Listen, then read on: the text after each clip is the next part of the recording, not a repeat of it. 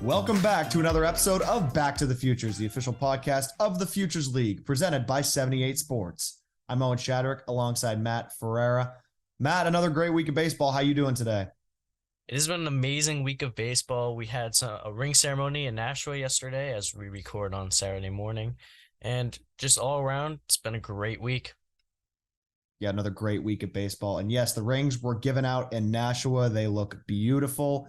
And the Silver Knights are hoping to recapture those title hopes this season. Little standings update for you here on Saturday morning, June 3rd. We have the New Britain Bees in first place at 6-2. Right behind them are the Worcester Bravehearts at 5-2 and the Vermont Lake Monsters at 6-3. The Suns, Starfires, and Unicorns follow shortly behind them, and Nashua and Brockton holding up the bottom, once again hoping to get their winning ways back. Little updates around college baseball. A lot of teams are fighting on the road to Omaha, and one person that is making an extreme impact is MJ Metz, who crushed 3 home runs on back-to-back at-bats to secure a win over UNCW for the Blue Devils. Congratulations to MJ on that performance. And to all of our Futures League players who are on the road to Omaha, we wish you the best of luck. Matt, we got a lot of guys in college baseball right now, but how about Futures League baseball? Who are we looking at as our top performers here to start the season? This week in pitching, Tristan Spalter had 2 starts and only allowed 1 run in 11 innings. And David Floyd is leading the league in strikeouts right now with 16 in 12 1/3 innings pitched, while also sporting a 2.19 ERA. On the hitting side, Jay Bant is hitting .500 through 7 games while being tied for the lead league in doubles with 3. And Johnny Knox, who's hitting .324 in 8 games, but boosting a high OBP with 6 walks and 11 hit-by pitches in 51 plate appearances. 11 hit-by pitches. That's a lot. Johnny Knox is being targeted. Maybe. And we're also targeting him as our guest on this episode. Johnny Knox of the Norwich Sea Unicorns will be our guest this week on Back to the Futures. He talks about Norwich. He talks about his time last season with the 2022 champion Nashua Silver Knights and his time at Nichols. A lot of Nichols guys around the Futures League. For sure, and it's a big culture that he talks about even more in this interview. Yeah, we talk about this a lot in this interview. Nichols obviously has plenty of a footprint around this league. A reminder that you can continue to subscribe to our Futures League network. A week pass starts at $10, a month pass at $30, and a full season pass at $99. It's a deal you don't want to miss, and you can get it all at fcblnetwork.com. We'll have our first player and pitcher of the week awards coming up on Monday, so be sure to tune in for that. No, we do not have those yet, so stop asking me. I'm just kidding. But yes, Futures League awards, weekly awards will come Monday morning. Keep paying attention to our social medias for Player of the Night awards. A lot of guys doing great things around the league right now. Matt, you got anything else? I just want to jump right into this interview. And so do I. And so does Johnny Knox. And so does the Norwich Sea Unicorns, because Johnny Knox is our interview. This week, here is Mr. Knox. We are honored to welcome our next guest here on Back to the Futures. He is in his second year here in the Futures League and is back this season with the Norwich Sea Unicorns. It's Johnny Knox. Johnny, how you doing? Doing good, guys. Thank you guys for having me this morning. Of course. And Johnny, we're going to jump right into it. You've had a good start to the season. You're 11 for 34, hitting .325. You got a double, 5 RBIs. What's it like to get off to such a hot start in Norwich? Getting off to a good start is something I've honestly struggled with in the past.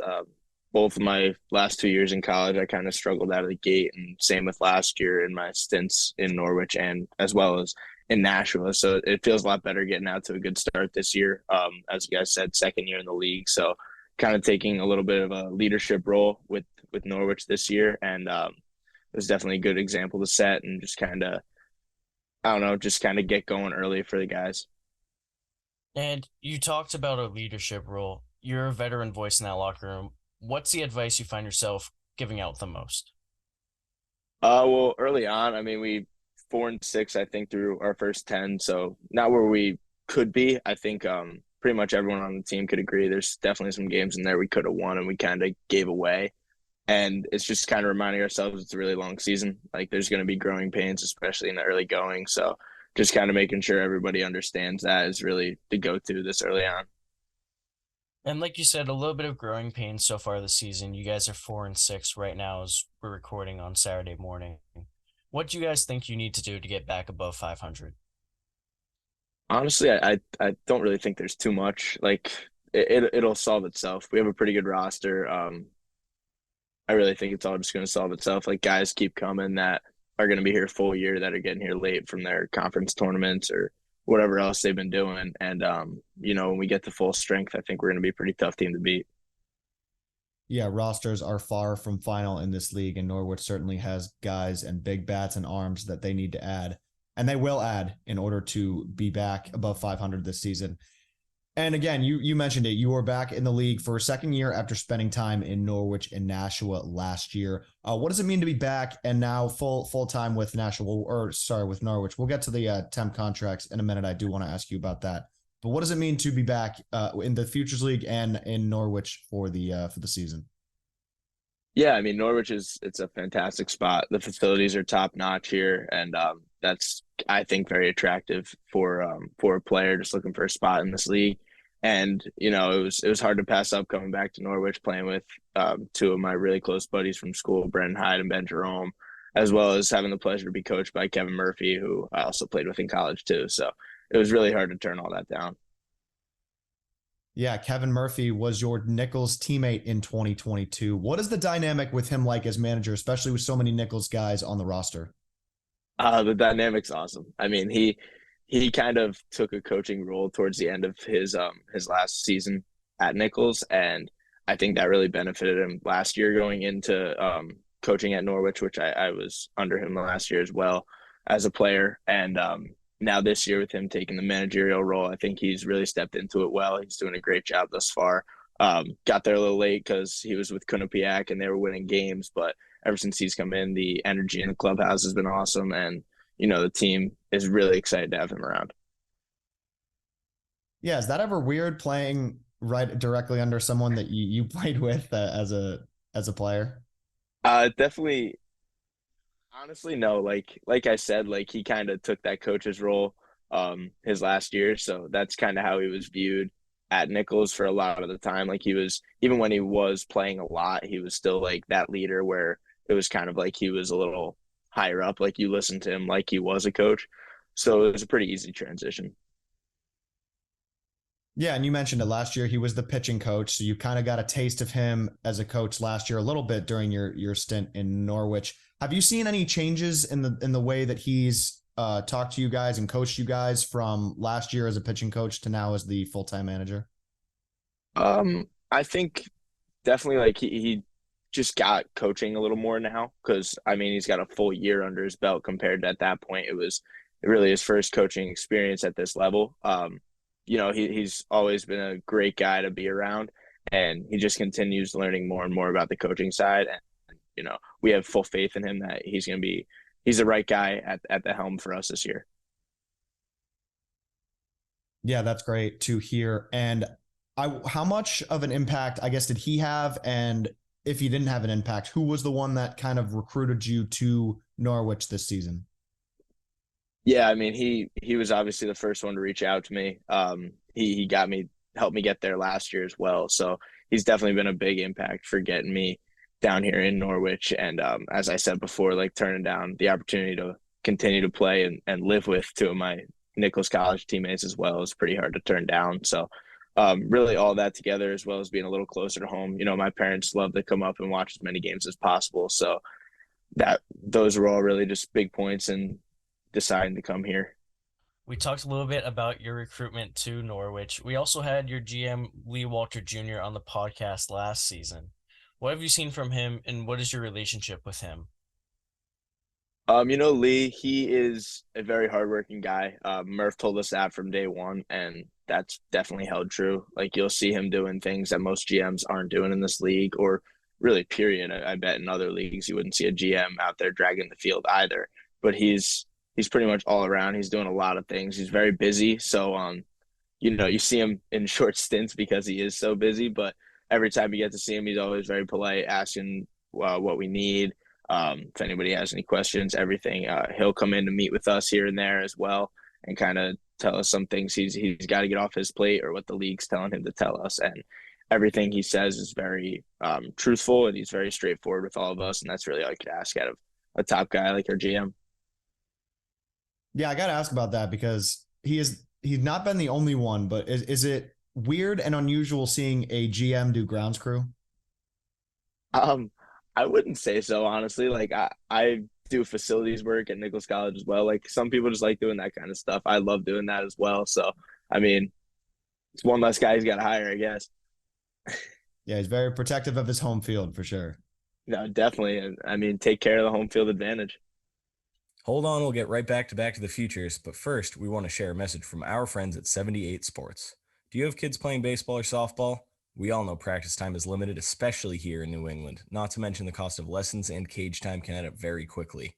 Save yourself time and money by giving your kids what they need to work on their game at home. Our friends at 78 Sports can help you put together the perfect at-home training setup.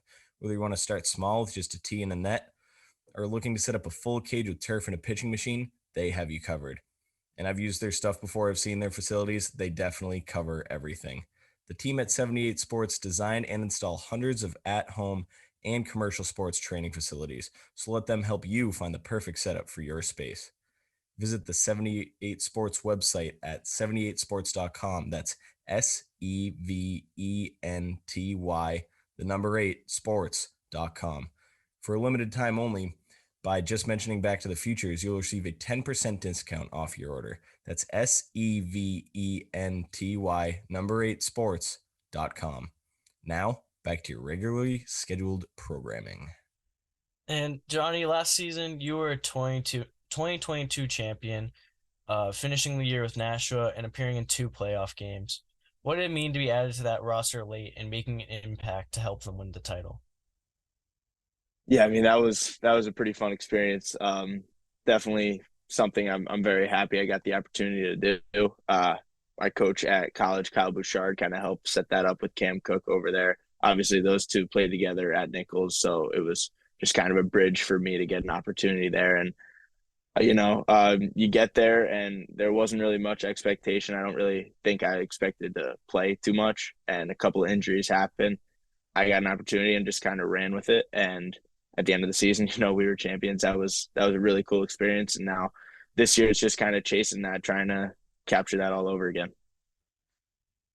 Yeah, and as a follow-up, they had their ring ceremony yesterday in Nashua. I know you weren't there, unfortunately, but what was it like seeing the guys get back together and have everybody get those rings, which I'm sure you will get at one point here this season?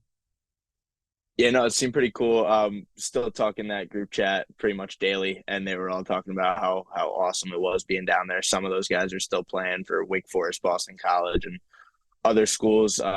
So not all of them were there, but the guys that were there seemed like they had a really great time. So, really happy for all those guys. As I said, great group. So happy for them.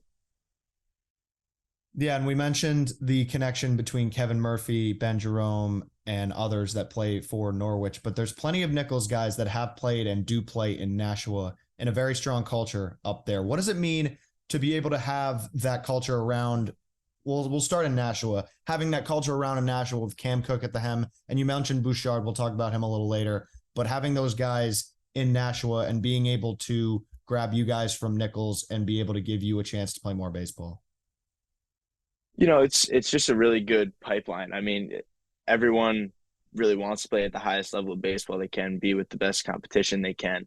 And the Futures League is towards the top of that competition list. So being able to have the opportunity to play in this league, in such a competitive league as a pretty small D3 school, is really a privilege that a lot of us that do get the opportunity to do it don't take for granted. Every time we're here, we're trying to be the best version of ourselves and represent Nichols College the best way we can.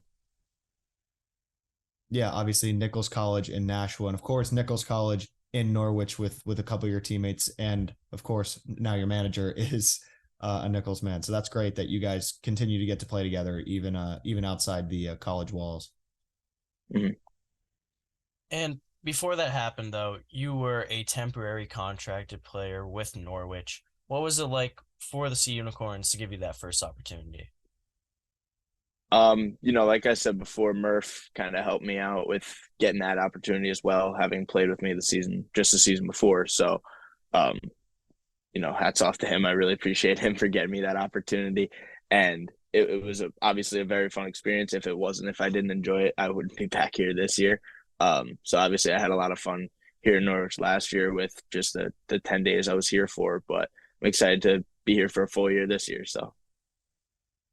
And I want to ask, because it's something we don't talk about much on this podcast, the temporary contract with, you mentioned it, guys are at tournaments, they're playing postseason baseball in college and can't make it for the start of the season. So a lot of our teams give players the opportunity to be on temporary contracts and try and prove themselves. What do you believe the biggest benefit of a temporary contract is, and how did it benefit you specifically? So for me, I kind of set it as a goal last year to get a temporary contract. Because I was coming off Tommy John actually from the season before, from my freshman season. So I just kind of wanted to get a taste of this league, and that's pretty much what the temp gave me. Gave me that taste of the Futures League when I was in Norwich in the beginning, and then I went down to Florida to play the rest of the summer, which is where I planned on going originally. And I just kind of took some of what I learned in the Futures League, like really how competitive baseball can be at this level, down to Florida with me, kind of worked on some things that I found out I wasn't as good as I thought I was at, and kind of took it down there, worked on it. And then when I came back up with Nashua, I felt like a completely different and better baseball player. Yeah, that's awesome. You were able to get that work in Florida and continue to build yourself to be on Nashua for that final run. And plenty of players right now are on temporary contracts that may be nervous about their summer. So what is your message to them about kind of being on a temporary contract and, potentially not knowing where their summer future lies? Just keep your head down, keep playing. I mean, it'll all work itself out. Everything's going to happen for a reason. Baseball sucks sometimes. Baseball's a hard sport. There's definitely a lot of times I've really just been like, wow, why do I play this sport? It's so damn hard. But I mean, that's just kind of where it gets you, and it just makes the positives that come with the sport so much more rewarding. Baseball for sure is a humbling sport, but you can also have a lot of fun. And this season, on May 30th, you made a pitching appearance. You went inning and struck out a batter. What led to that decision, and who did you have to convince? So I've been like kind of being a two-way and not in and out throughout my college career, and always wanted to, like, I enjoy pitching a lot. Like, it's just kind of fun to get out there and just I throw from all different arm slots and just kind of mess around on the mound. So really since day one, Murph was kind of like, yeah, we might need you because we're pretty low on arms right now with a lot of guys not coming yet from their seasons. Definitely getting stronger now, but in the beginning it was brutal. We'd have like 2 or 3 arms at a game. So it was always kind of in our back pocket. And that game, I believe the score was like 17-14. So at some point it was just like, yeah, like we're out, Johnny. It's your ball game. So I got in there in the 8th and threw it over the plate and got lucky. Yeah, you say lucky, but you've also made a college pitching appearance. So what is the two-way in your future? What's going on here? I want it to be. We'll see how it goes from here. Well, hey, you never know, and we'll call it right now. The two-way is happening. Johnny Knox, two-way player. Back to the Futures. We'll see. Before we return to Back to the Futures, we want to share a message from our friends at Zorian Bat Company. Rob Zorian started the company, Zorian Bat Company, in 2003, literally out of the trunk of his car in Davie, Florida. Within 2 years, he was selling his wood bat line to Major League Baseball and continues to manufacture the highest grade wood bats for Little League all the way up to the majors. Rob Zorian, founder and president of Zorian, says, I started the company in 2003 to service all baseball players in the United States and beyond. And after 19 years, our mission has not changed. We are very excited to have the opportunity to work with the Futures League and wish all of our players and coaches a healthy and successful season ahead. For more information about Zorian, visit their website, zorianbats.com. Zorian, America's baseball brand. Now, back to the Futures. All right, and transitioning to your college career at Nichols, we've talked about them plenty, but I want to hear specifically about your time there. What has your time been like at Nichols College? Oh my God, I can't talk enough positive about Nichols College. If there's one place that really shows what D3 baseball is all about, what grit is all about, it's Nichols College. And I think anybody who's been there, who's even been to the field can probably testify to that. Our Coach Mayo, is definitely an embodiment of that as well as our assistant coaches. Pretty much the whole team's kind of buying into that gritty underdog mentality that we've kind of become. And we've had some really big wins the past couple of years. This year, upsetting Endicott and what was their only conference loss. Again, almost beat them in the playoffs, and they walked off on us, which was kind of a heartbreaker. But I really think that school has made me into a better person, made me into a better baseball player by far. And we're going to talk about Endicott a little bit later in those few games, but you had a great 2023 season. You hit 331, started in 34 games. You had 4 homers, 12 doubles, 21 RBIs. What's it mean to come out and have such a good season in 2023? It means a lot. During the off season, obviously a lot of work goes into just really preparing for the spring. And we get to the spring and it's finally go time. And sometimes jitters can get to you and kind of put you down. But this year, kind of all just went the right way.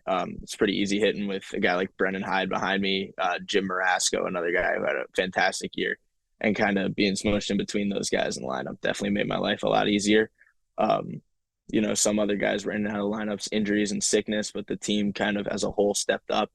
And as a whole, we were just there for the entire season, grinding it out. And that kind of kept us going throughout and gave us an opportunity in the end.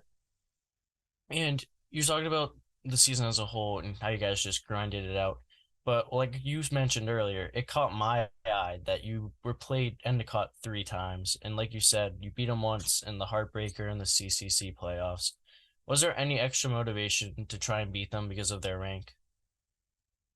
Obviously there's going to be a little extra gear for all the guys when you're playing a team as good as Endicott or Salve Regina in our conference as well. Those are kind of 2 ranked teams every single year. So whenever we're playing those guys, obviously there's a second gear we kind of get to.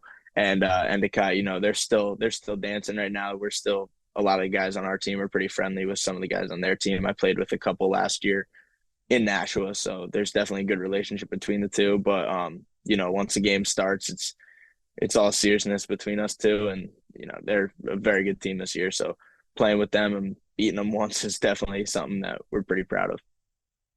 And you've talked about embracing the underdog role a little bit. How does it feel to be a team that you came in as an underdog against? I mean, that's the American story right there. That's what baseball is all about. That's what a lot of sports are all about. Everyone's rooting for the underdog, and to pull off. I mean, that win was pretty surreal too. Just coming through in a walk off home run there to beat them in the 9th at our home place too. It was a pretty surreal game. Yeah, that's electric. And you talk about beating ranked opponents.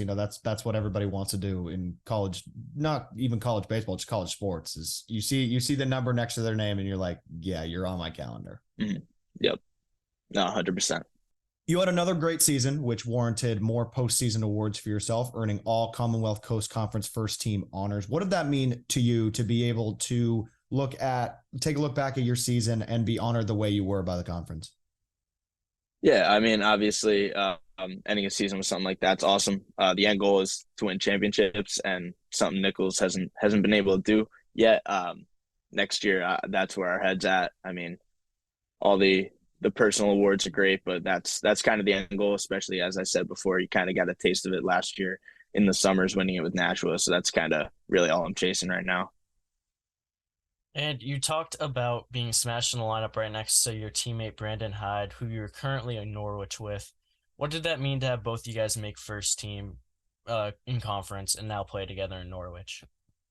Yeah, Brennan, he's been pretty much my best friend since first day of college. So it's kind of just been a ride, us two together, along with Ben Jerome, Andrew Croto. Those are 2 other guys in our class, and we've kind of, all 4 of us have been kind of growing up together through Nichols.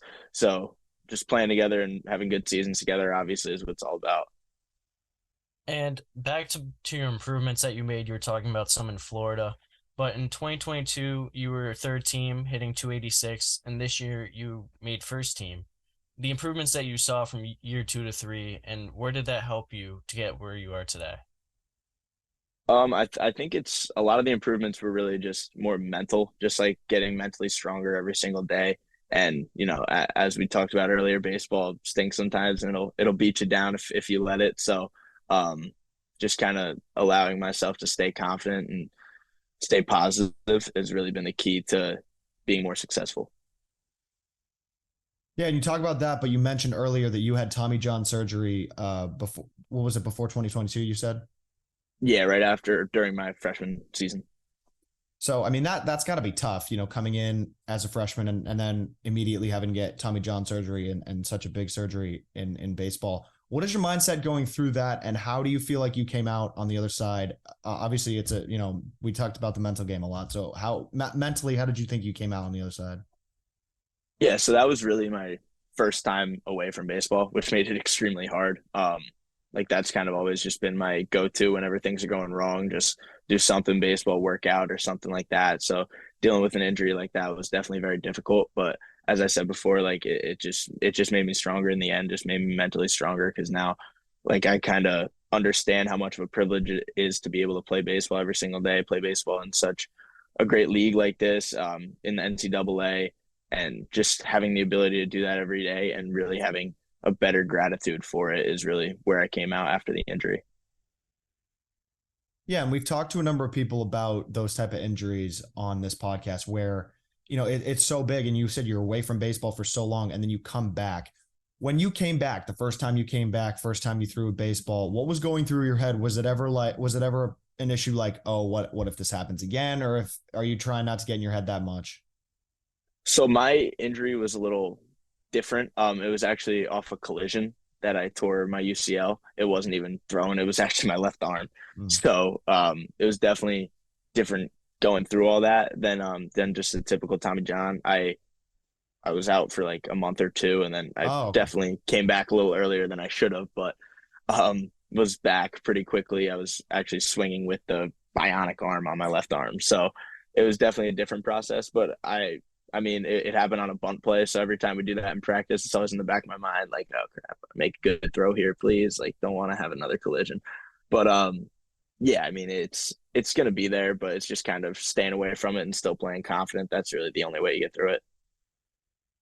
That's good though that it was on your non-throwing arm, so you were able to come back quick. You said quicker than you should have. Yeah, no, definitely. Are you bringing the bionic arm back for the season? Like, are you gonna go? Yeah, right. Should I just show up one day with it, see what happens? Crank that thing up and make a couple extra throws with your left hand. Johnny, how much pride do you take in playing for a D3 school?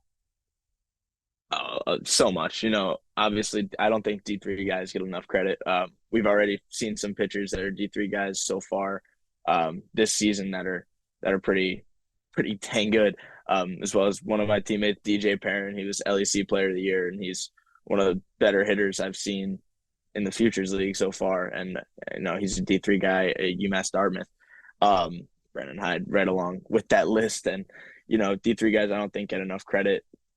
They put in just as much hours with, a lot less reward. There's some D3 players that could very well be playing Division I baseball, and some guys are. Caleb Spur, who was with the Pittsfield Suns last year, he's with Endicott now. He'll be going to UConn next year. So there's definitely a lot of talent in D3 baseball.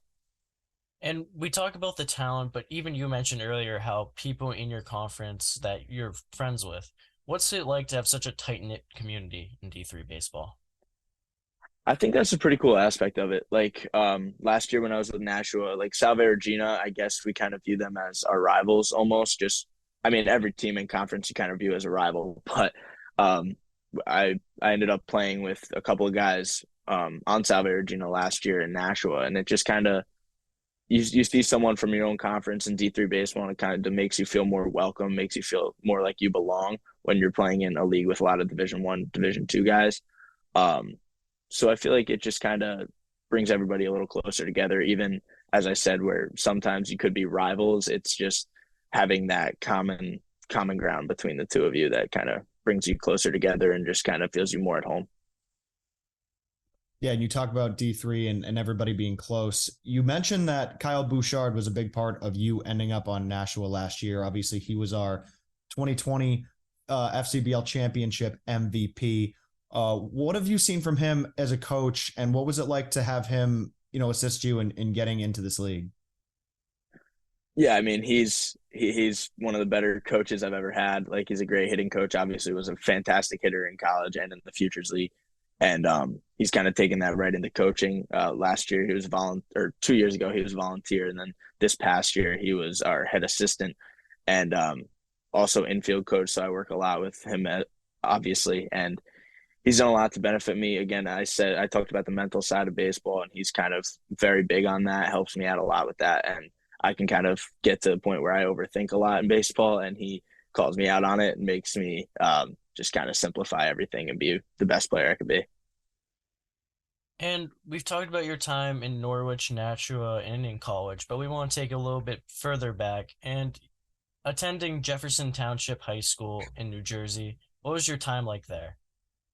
Um, it was interesting. Obviously, COVID kind of hit us pretty hard my senior year, so that kind of took away what a lot of us think could have been our best year baseball wise. So there's definitely a lot of what ifs when I look back on my high school career, especially when it comes to baseball. But I wouldn't trade it for anything. I had a great group of friends back at college or back at high school. Sorry, back in my hometown, which I don't get to go to too often anymore. But great group of friends, especially with the baseball guys. Great coaching staff. Jason Kalish down there, he's been doing a terrific job. He's a couple wins away from his 200th win. Actually, I was talking to him the other day, so he's definitely someone who kind of helped me blossom as a player at such a young age. Yeah, that's great that you have that connection. And obviously there's so many what ifs with COVID, but you got out of there and now you're on Nichols here. And I want to kind of ask about that. How did you end up at Nichols from being from New Jersey? That's not exactly the shortest distance in the world.